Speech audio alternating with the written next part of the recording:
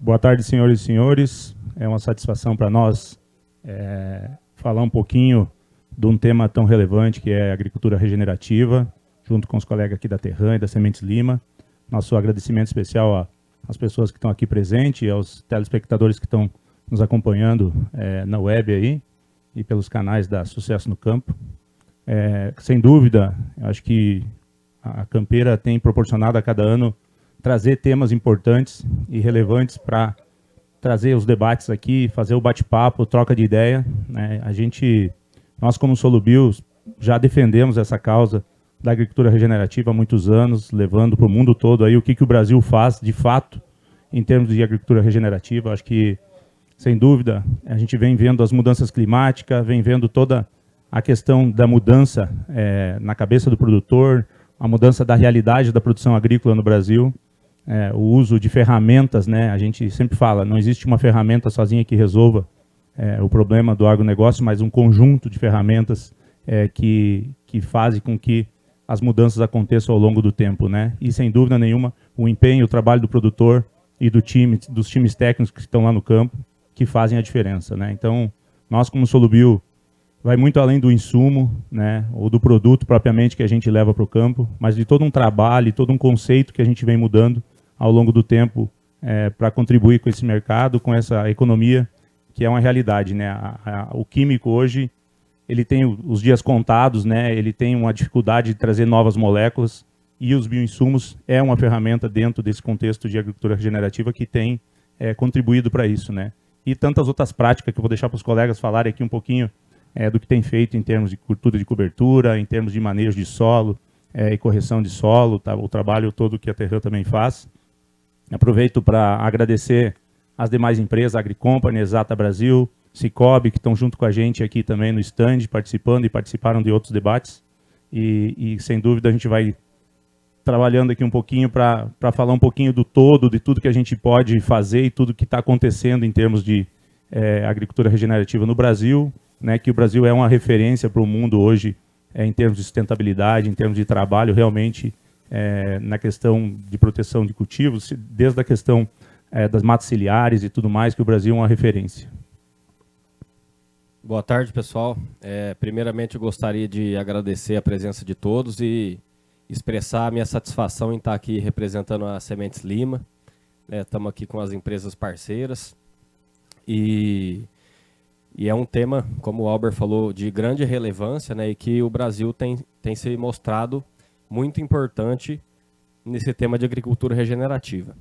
Nós, como Sementes Lima, o que a gente pode falar um pouquinho sobre isso? Nós somos uma empresa que tem as raízes aqui em Jataí, né? Iniciamos o trabalho aqui e, graças a Deus, estamos, né, já trabalhando aí em todo o território nacional e no mercado de exportação, e pensando sempre em passar para o produtor, com essas culturas de cobertura, para que ele tenha um manejo sustentável dentro da fazenda, né? Tentar sair um pouco desse ciclo de milho, soja, e dar espaço aí, às vezes, para uma braquiária, para uma crotalária. Os mix de cobertura também estão vindo aí com bastante força, né, em algumas áreas. Nós temos resultados de alguns clientes que zonearam alguns talhões na fazenda, que estavam puxando a produtividade a média, né, da fazenda para baixo, e foi zoneado essas áreas e o produtor abriu mão, né, claro que não é em grande escala, é um serviço, um rotacionamento ano a ano, né, mas que o produtor abriu mão aí de uma safra de soja em determinadas áreas e fez um trabalho com mix de cobertura, né, com braquiária, crotalária, trigo mourisco, nabo forrageiro e milheto, e dentre outras culturas de cobertura. E na próxima janela da soja teve excelentes resultados que jamais tinha tido trabalhando nessa sucessão soja e milho, né? E posteriormente a isso, o que é uma grande dificuldade que a gente tem também enfrentado e que a gente tem que cada dia mais estar se aperfeiçoando com essas tecnologias. É o meio em que você vai utilizar para implantar as culturas de cobertura e, consequentemente, produzir, né, de forma aí uma agricultura regenerativa. Por quê? Dependendo do ano e as condições climáticas, o plantio da soja é um pouco diferente o cenário aqui de Jataí, Rio Verde, né, Montevidéu, mas algumas regiões o produtor não consegue plantar essa soja muito cedo e às vezes é uma soja de ciclo médio, longo, e ele vai colher essa soja já um pouco tarde, já no final das águas. Então, a Sementes Lima tem se especializado em algumas formas que a gente estuda e passa para o nosso cliente de como ele fazer como que ele vai implementar a cultura na fazenda, né? Então, tem alguns produtores que optam pela sobressemeadura, que pode vir a dar certo, né? Depende muito de condição climática e time de aplicação. E também a gente está estudando cada vez mais o plantio na linha dessas coberturas, né? Usando as semeadoras, e a gente tem tido bons resultados aí, né? Então a gente tem que alinhar bastante essa parte operacional e também de manejo para a gente conseguir produzir cada vez mais de forma sustentável, devolvendo para o solo tudo que a gente vem consumindo aí durante todos esses anos. Vou passar a palavra aqui para o Aleph e qualquer coisa a gente retoma, né? Obrigado. Pessoal, boa tarde. Meu nome é Aleph, sou especialista em fertilidade do solo, né? Fico sediado em Rio Verde e estou aqui representando a Terram. Iremos abordar esse tema, né, sobre agricultura regenerativa. Só para, antes da gente falar um pouco, né, sobre esse tema, eu gostaria de explicar o que é agricultura regenerativa, né? Porque a gente sempre fala de agricultura regenerativa, mas para a gente aplicar um pouco disso, né, nós precisamos primeiro entender o que é agricultura regenerativa, tá? E assim, não é algo que vai ser aplicado de forma 100% em toda a fazenda, né? Quando a gente não tem isso, obviamente, já bem definido, isso tem que vir sendo feito aos poucos, tá? E assim, para a gente definir de forma mais direta, nada mais é do que a gente produzir mais com menos, né, e sendo mais sustentável, tá? Mas quando a gente fala da palavra sustentabilidade, nós não estamos falando apenas da parte ambiental, nós estamos falando da parte econômica de toda a propriedade, de todo o sistema, tá? Então, para a gente estar fazendo algo que seja regenerativo, isso precisa primeiro nos dar lucro para quem está produzindo, né, e obviamente respeitar toda a parte ambiental também, né?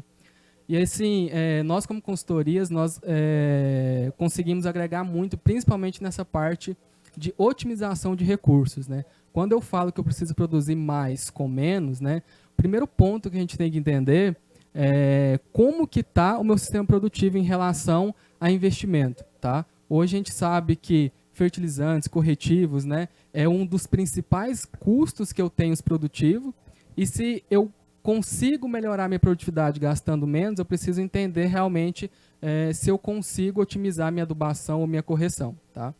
Então, quando eu trabalho, por exemplo, com uma agricultura de precisão, uma ferramenta, né, dentro dessa parte de consultoria, ou seja, eu otimizo ali a minha área, meu espaço produtivo, faço uma coleta de solo, sei quanto que tem de nutriente, sei aonde que está faltando, sei aonde que está passando e consigo jogar mais ou menos dependendo de como é que está a minha área, tá?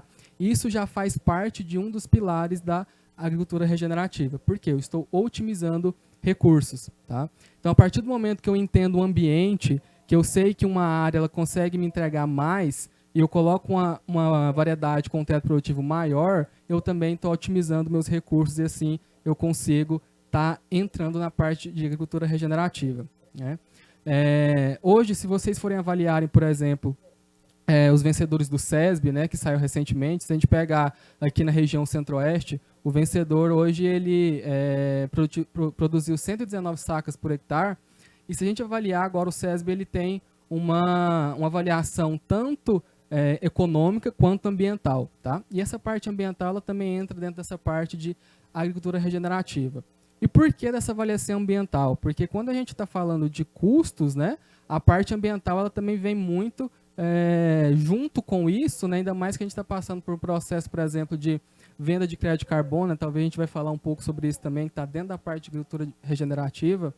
E assim, se vocês avaliarem esse campeão do SESB Centro-Oeste, por exemplo, vocês vão ver que ele produziu 119 sacos, utilizando 70% menos fertilizante e insumo, tá? E 30% menos químico na parte de controle de pragas e doenças de forma geral. Então, tanto esse vencedor aqui, Centro-Oeste, como de todas as outras regiões do Brasil, se a gente for avaliar a fundo, na maioria deles, quando eles vencem a parte ambiental, otimizando fertilizante e corretivo, tá? Porque no primeiro momento é mais fácil, vamos dizer assim, entre aspas, né, otimizar isso, porque eu consigo validar, eu consigo ter uma análise de solo, eu consigo saber aonde que está bom, onde que está ruim.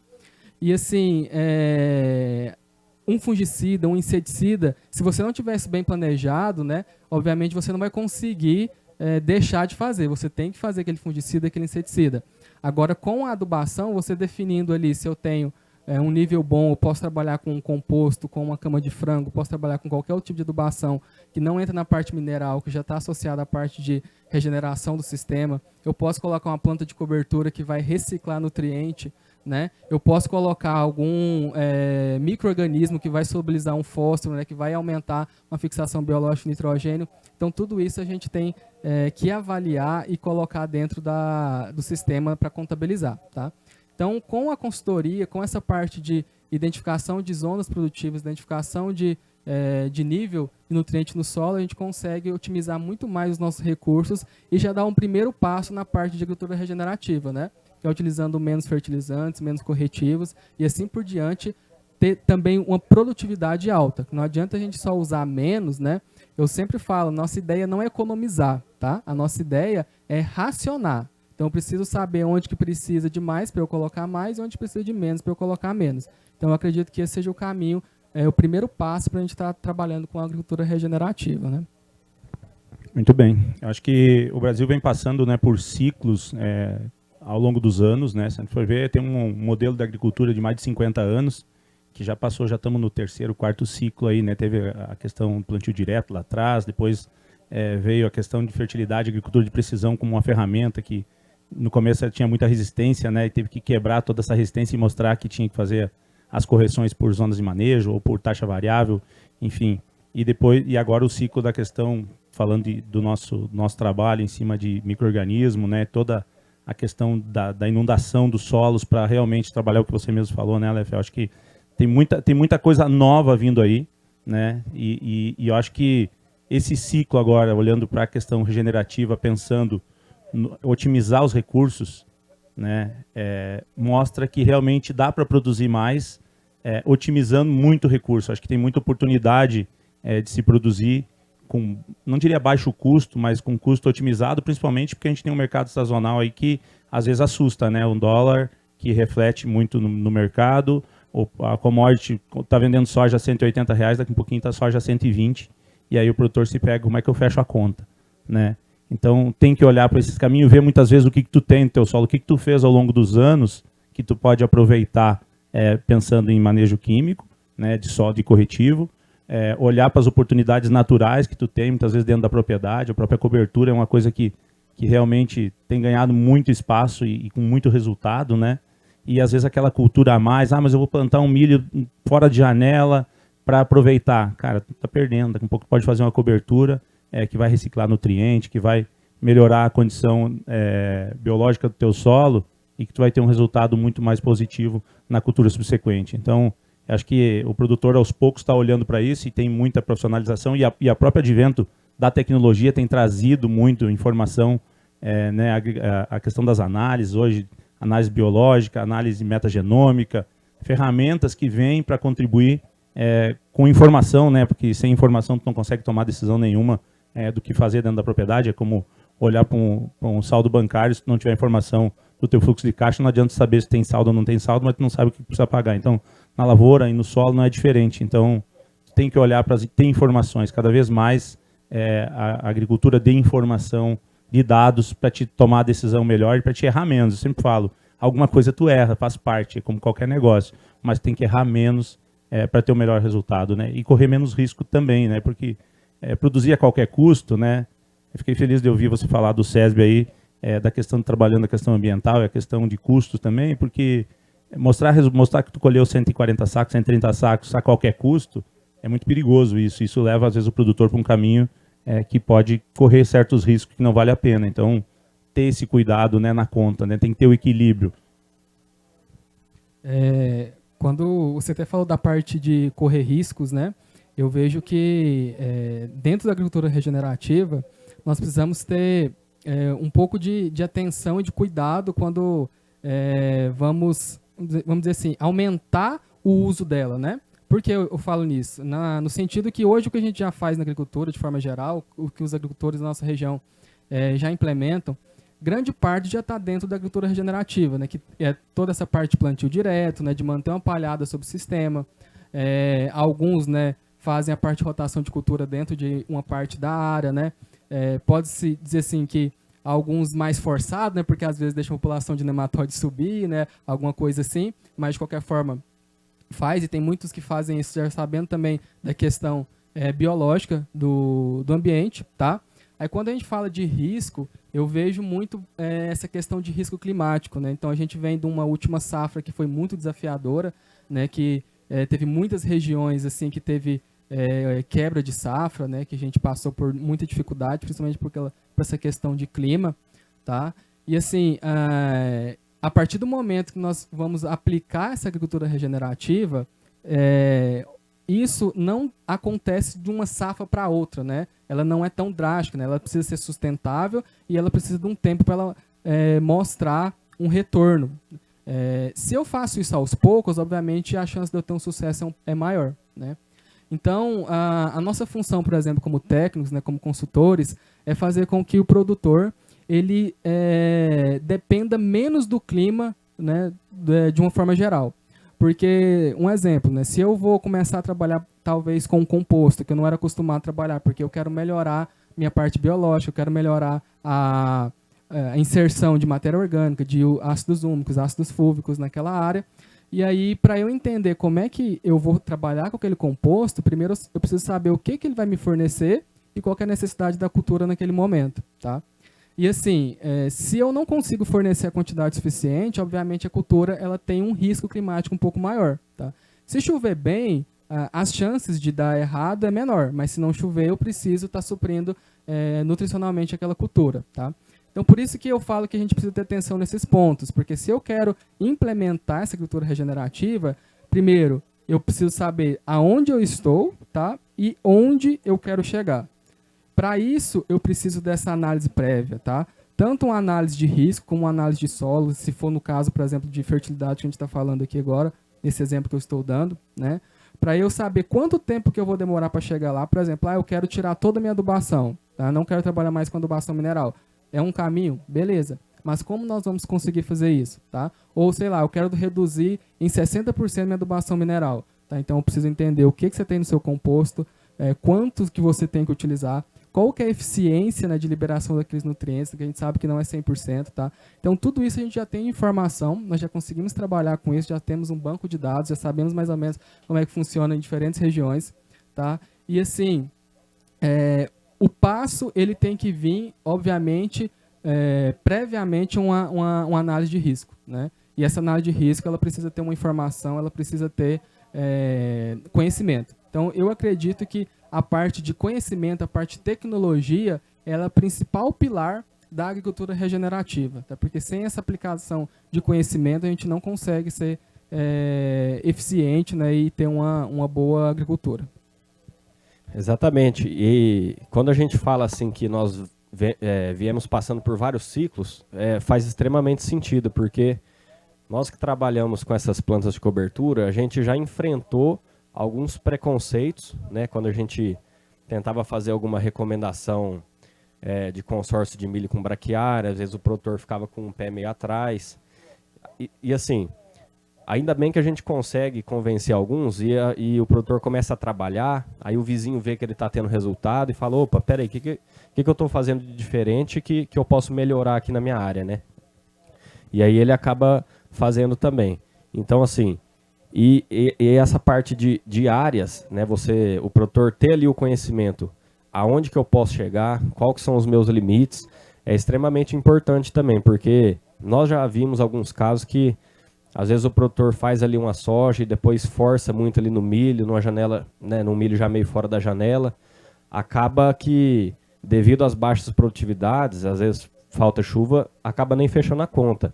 Então o cara, ele teve a seguinte reflexão: é melhor eu fazer uma boa safra e depois da soja eu tentar implementar alguma cultura forrageira, para depois na soja eu ter um bom resultado também. E cada ano ele vai aumentando a sua produtividade.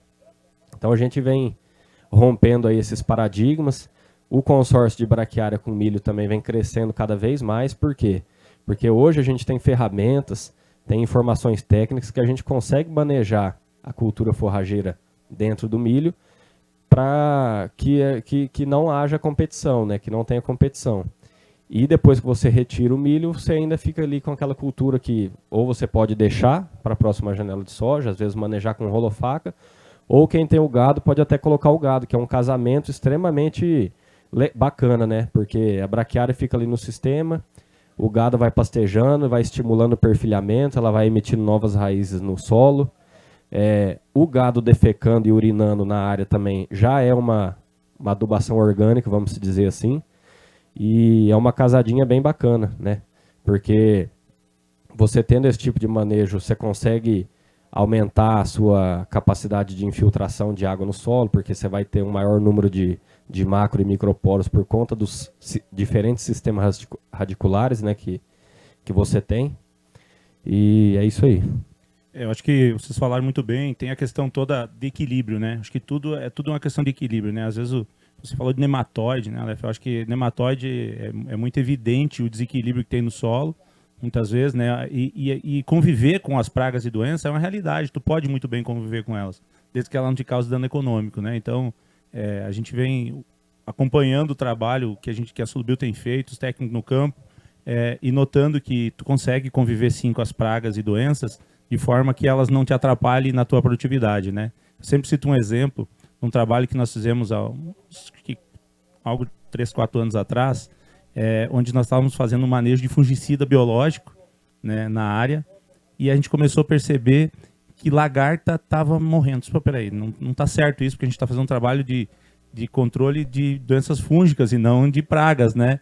E o que era? O fato de nós não estarmos aplicando fungicida químico, nós estávamos desenvolvendo nomúria na área natural e controlando lagarta. E a gente achava lagarta morta e não entendia o porquê. Então é tudo a questão de equilíbrio, né, que a gente vem buscando no sistema, né? Eu acho que o químico tem um papel importante. Ele, quando tem que intervir com casos que tem excesso de pragas, faz parte. Tu perdeu o time, tu tem que muitas vezes entrar, mas tu consegue fazer um manejo equilibrado durante o ciclo da cultura e melhorando ao longo do tempo esse equilíbrio. O nematóide é um caso muito claro, né, que se consegue com o equilíbrio de micro-organismos hoje no solo e de plantas de cobertura, né, botando raiz no solo, tu consegue competir muito bem com ele e conviver com ele sem ter um dano econômico drástico, né? Eu acho que eu queria ouvir de vocês qual é a visão da questão de equilíbrio e da questão desses competidores aí que estão no solo lá, que pode contribuir para a produtividade e conviver com as pragas e doenças que elas fazem parte do ecossistema, elas também são importantes para alguma coisa no solo. Essa parte de equilíbrio, ela deve ser implementada e a gente tem que ter atenção tanto na parte biológica, né, quanto na parte química do solo, né? Quando a gente fala de pilares de produtividade, a gente sempre fala, né, em todas as palestras que eu ministro, né, em todas as apresentações, a gente sempre fala do pilar químico, físico e biológico, tá? Assim, mas para não ser muito generalista, né, o que seria esse pilar químico, físico e biológico? Quando a gente está falando de solo, né, onde que é o ambiente que nós estamos trabalhando aqui no momento, a parte química ela tem que ser muito bem trabalhada quando a gente está falando, por exemplo, de construção de perfil de solo, de não ter alumínio, né, de ter níveis críticos, né, que já entra nessa parte de equilíbrio também, mas um equilíbrio químico, ou seja, de ter uma quantidade suficiente de nutriente para a planta produzir bem.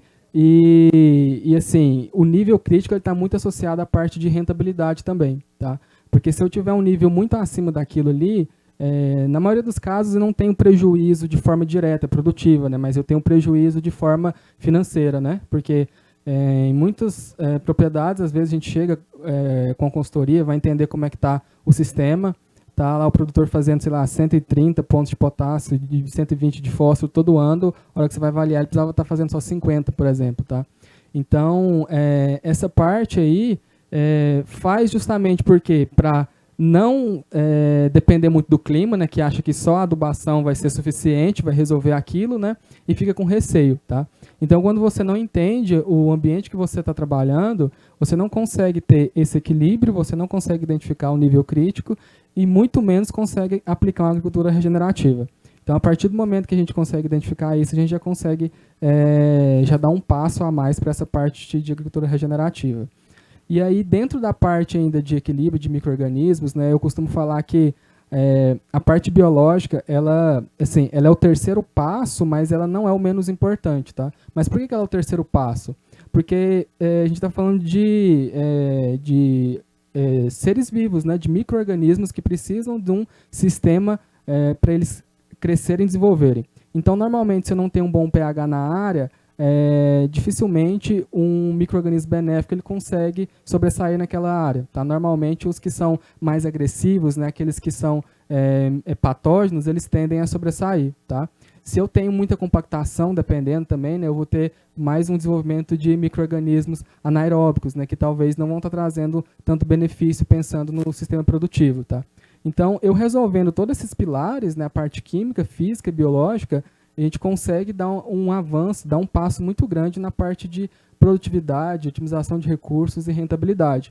Porque se eu tenho, por exemplo, uma área com esses três pilares ok, a parte de micro-organismo, a parte biológica, ela vai me proporcionar uma redução, por exemplo, numa adubação química. Ela vai aumentar a minha eficiência, talvez ali numa reciclagem de nutriente, ela vai aumentar minha solubilização de fósforo, né?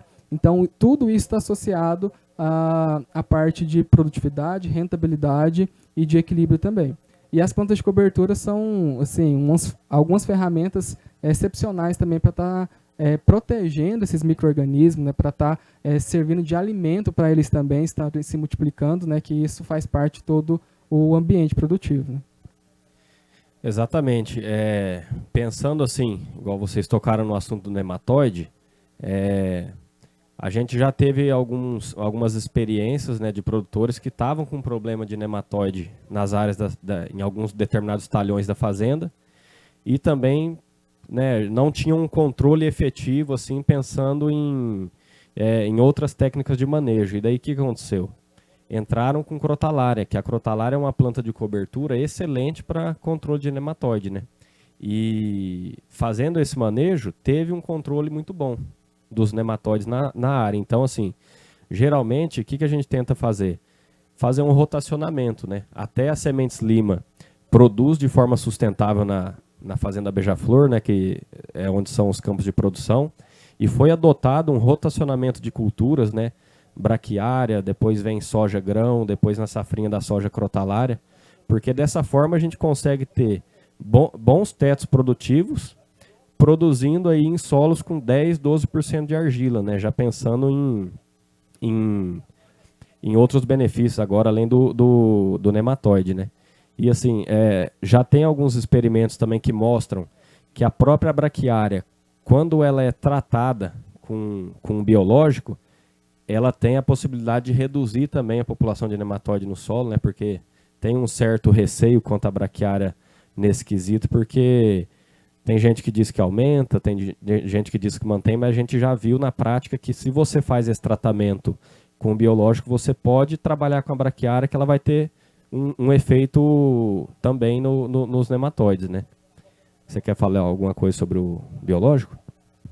Bom, acho que é um conjunto de práticas, né, como a gente falou no começo, que se somadas, elas com certeza vão estar tornando a agricultura mais resiliente, né, e vão fazendo esse papel de regeneração do solo, ao ponto de tu não ter os veranicos, aqueles veranicos de 15, 20 dias, ser um problema em produtividade, né. Então, ao longo do tempo, os produtores vão entendendo, e basta a gente ver o crescimento dessas tecnologias, né, dos biológicos, o crescimento que vem tendo nos últimos anos, e tudo que tem para crescer ainda no mercado, que deve crescer pelo menos 4, 5 vezes nos próximos 5 anos aí.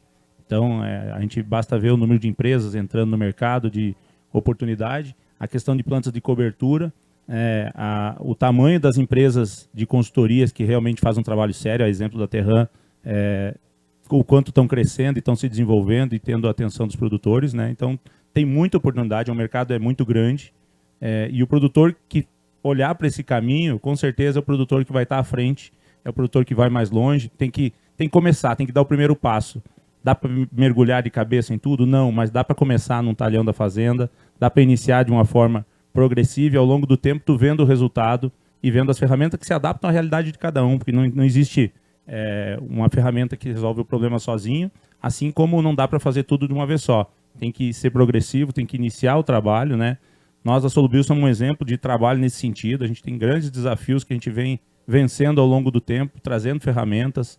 A empresa começou um dia só fazendo o trabalho de manejo biológico, depois a gente entrou na linha de nutrição específico para a questão de compatibilidade com micro-organismos, né? Tem todo um trabalho de campo aí, além do on-farm, hoje produtos que a gente também dispõe de prateleira para estar levando para o campo, e a gente vem crescendo em cima desses pilares aí de sustentabilidade, de agricultura regenerativa, né? E fazendo o trabalho que tem que ser feito em parcerias com tantas outras empresas que têm feito um trabalho excepcional aí, e o produtor vem acreditando, né? O crescimento é exponencial quando o produtor acredita que dá para fazer diferente, dá para aceitar desafios aí da tecnologia e obter os melhores resultados, né? Aí, assim, só para complementar, para tentar ser um pouco mais prático, de falar para o produtor mesmo, né? O porquê que ele tem que tomar a decisão, talvez, de ir para um lado um pouco mais de agricultura regenerativa, né? Porque, assim, obviamente ele vai conseguir produzir bem, conseguir ter rentabilidade com o que a gente já se faz, né? Só com adubação química, né? Com a parte de proteção de plantas também. Mas chega um momento, chega alguns anos, né, que isso fica mais difícil, né? Quando a gente vai partindo para esse lado de biologia, né, de micro-organismo, de planta de cobertura, né, ou seja, de todo o panorama de agricultura regenerativa, os custos eles tendem a ficar mais suaves, né? Então, só que isso tem que ser bem implementado, tá? E assim, o Brasil ele já está, vamos dizer, na parte de otimização de recursos, nessa parte de desenvolvimento de tecnologia, bem adiantado frente a alguns outros países, né? E até eu toquei no assunto da parte de crédito de carbono, né? Só para dar uma pincelada geral, que eu acredito que faz muito sentido, principalmente para quem já trabalha com agricultura regenerativa ou para quem deseja trabalhar com isso, né? Porque se vocês pegarem estudos de forma geral, né, publicações, aí vão ver que o Brasil é o país que tem maior potencial no mundo, né, de ser mais rentável, vamos pensar assim, se a gente for falar da parte financeira, ou seja, de ganhar mais dinheiro com crédito de carbono, tá? E assim, só um panorama geral, como é que funciona esse crédito de carbono e por que isso é importante para nós como produtores, né, para nós como técnicos, né? É nada mais do que, por exemplo, ter uma empresa que emite muito carbono, sei lá, uma mineradora, uma empresa de aviação, e aí ela tem um limite de emitir carbono, o CO2, né, de forma geral para o ambiente. Se ela chega no final do ano e não consegue atingir aquele limite, ela precisa comprar uma quantidade X de carbono, né, para estar mitigando todo o excesso que ela emitiu.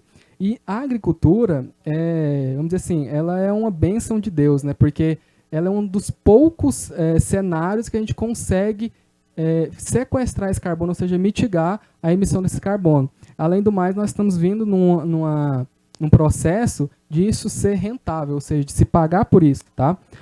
Existem duas formas que hoje são pagos, né, os créditos de carbono, né? Primeiro, uma forma regulada, né, que no Brasil ainda não se tem, mas está no Senado aí para ser aprovado, se vai ser ou não sei, eu não sei. Mas já existem formas voluntárias, né? Que hoje o potencial aí, se vocês já tem na Bolsa de Valores, né, crédito de carbono, né, varia de 5 a 20 dólares, por exemplo. Então, a gente tem um potencial, por exemplo, de fixar uma tonelada, né, vamos dizer assim, de carbono fixado, né, tem esse preço aí. De maneira geral, assim, na média, a gente consegue aí ter até uns R$250 por hectare em torno só de vendendo crédito de carbono, que a gente tem potencial com a nossa agricultura. E, obviamente, tem alguns passos a serem seguidos, né? E a agricultura regenerativa é um dos primeiros desses passos, né? Porque não adianta a gente só fixar o carbono, mas também utilizar muito, ou seja, trabalhar com muito fertilizante mineral que eu não precisava, usar muito combustível fóssil que eu não precisava, tá?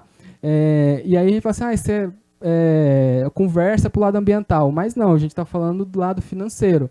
Então, se você usa menos fertilizante, você vai gastar menos. Você usa menos óleo diesel, você vai gastar menos. Se você produz mais e ainda consegue ter eficiência e depois vender a fixação desse carbono na sua área, então o benefício ele é gigantesco, né? Então, a gente soma toda a parte de eficiência produtiva, de melhoria produtiva do sistema, né? Pensando nessa parte de agricultura regenerativa, somado um pouco mais da venda de fixação de carbono. Então, assim, só um panorama geral, porque está em atualidade, né? Tem muitos países trabalhando com isso, o Brasil já trabalha, né? A gente também já faz coletas, né, visando isso, né? A parte de quantificação de carbono no solo, justamente para ter um valor agregado a mais dentro da propriedade, né? Dentro da porteira para dentro, né? Para o produtor ser um pouco mais competitivo dentro do mercado, né? Tem alguns mercados, inclusive, que já está bem regulado isso. Por exemplo, o mercado de cana, né? O pessoal tem os CBIOS lá, que já recebem por crédito de carbono. É bem expressivo o valor que você recebe por hectare. E o mercado de grãos ainda está se organizando para isso. Eu acho que nada mais justo que o produtor ter esse direito também. O mercado regulado está nessa pauta aí política. Melhor nem entrar em detalhes políticos, porque tem muito pano para manga aí. Mas, sem dúvida, o uso das práticas conservacionistas vão fazer com que o produtor realmente se habilite a isso. As empresas de grão vão passar a valorizar o produtor que trabalha dentro da agricultura regenerativa, que tem cobertura de solo, que usa intensivamente micro-organismos, que faz práticas conservacionistas, e isso com certeza vai gerar valor dentro da propriedade. Já tem propriedades hoje que tem ranking, o crédito, né? Então aqui as empresas de crédito, o crédito também é avaliado, os bancos também estão olhando para essa questão do produtor que como um todo cuida da propriedade, olhando para todas essas questões ambientais, trabalhistas e tudo mais. Então, sem dúvida, é um mercado que tende a crescer, tem muita oportunidade no crédito de carbono. E eu queria falar também aqui, tem alguns produtores, tem alguém muito ligado ao agro, mas tem pessoas que não são do meio agro, né? São do meio urbano, e tem toda uma questão da visão do público como um todo, né? Como que as pessoas enxergam o agronegócio. Opinião pública é uma coisa que tem impressionado muito o mundo todo, né? A gente vê o exemplo da Europa lá, a pressão que tem, né, em cima da agricultura. E o Brasil é um exemplo disso, né? A gente consegue realmente ter práticas conservacionistas que lugar nenhum do mundo tem. A gente brinca que, se arrisca a dizer, né, os caras derrubaram as árvores deles lá, agora querem que a gente preserve aqui. Mas o produtor brasileiro realmente é um exemplo, né? E essas práticas estão sendo olhadas pelo mundo todo. A gente teve a oportunidade na Solubio de receber, no ano passado, 19 embaixadas de diversos países africanos e da Europa, que vieram conhecer um pouquinho do que a gente fazia aqui. A gente trouxe lá de Brasília o pessoal das embaixadas para mostrar para eles o que é agricultura, o que é a questão regenerativa, o que é o uso intensivo de bioinsumos que a gente trabalha. E o pessoal sai impressionado, e como que a gente leva para lá, né? Então, realmente, nós estamos num caminho diferente, né? E o produtor brasileiro é diferente, tem condição de alimentar o mundo, não é de graça que a gente alimenta tudo que alimenta, né? Produz tudo que está produzindo, e cresceu ao longo dos anos a agricultura de uma forma geral. Então, estamos num caminho, tem tudo para melhorar ainda, tem muito que fazer, muito que trabalhar, mas é com esforço, é com momentos como esse aqui que a gente para discutir, falar com pessoas do que está sendo feito, o que dá para fazer de diferente, das oportunidades que se tem, que a gente vai evoluir ao longo do tempo aí e trazer cada vez técnicos melhores para as pautas importantes. E olha só que interessante essa questão do crédito de carbono, porque um dos grandes impasses que a gente tem quando nós vamos fazer uma conta assim, de custo, né, de implantação para você ter uma agricultura regenerativa dentro da fazenda, é o custo por hectare que fica, né? Então, você tendo essa oportunidade do crédito de carbono, acaba que entra como entra aí custeando a implantação das culturas, né, de cobertura.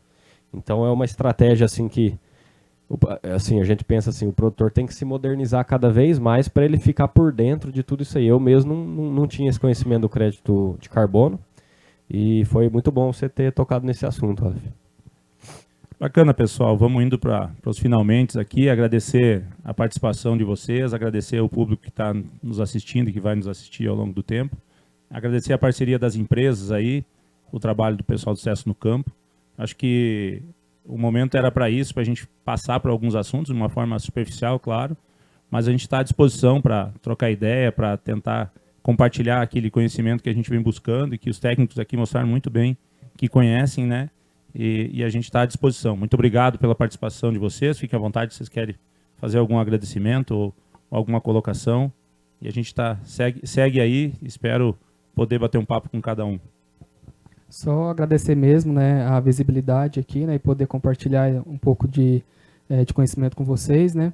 E assim, nós, como consultoria, né, Terran, o que a gente preza, né, hoje é justamente isso, né, o nosso serviço é nada mais do que passar conhecimento, tá? Então nós estamos aí no Brasil todo, né, atuando aí como de forma geral na agricultura, né, e assim, qualquer coisa que precisar dentro desse tema, né, nessa parte de agricultura regenerativa ou toda na parte produtiva, né, na parte de consultoria, a gente está à disposição. Tá? Obrigado. Também queria agradecer, né, a presença de vocês, o tempo de vocês por terem nos escutado e deixar aberto aqui que nós estamos à disposição, caso tenha alguma dúvida, né, nessa área de planos de cobertura, a gente está à disposição para tirar dúvida, né, a gente teve uma conversa breve, mas tem muita informação que é importante e quem tiver, a gente está à disposição.